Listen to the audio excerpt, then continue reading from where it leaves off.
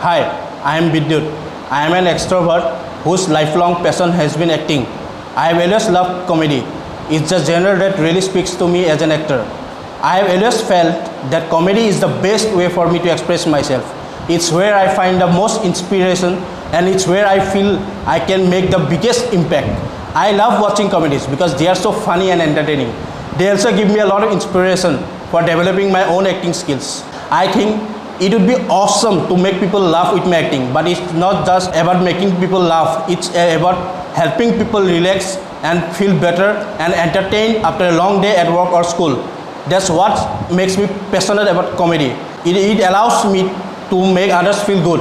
That's what makes acting so rewarding. Simply put, I want to become an actor because I am very interested in the field. I think I can make a positive contribution to society through it, and I already have some talent for it. I have always wanted to be an actor because of how much fun it is and how much opportunity there is in the field. And now that I am here at TD Film Studio, I feel like this is where I belong.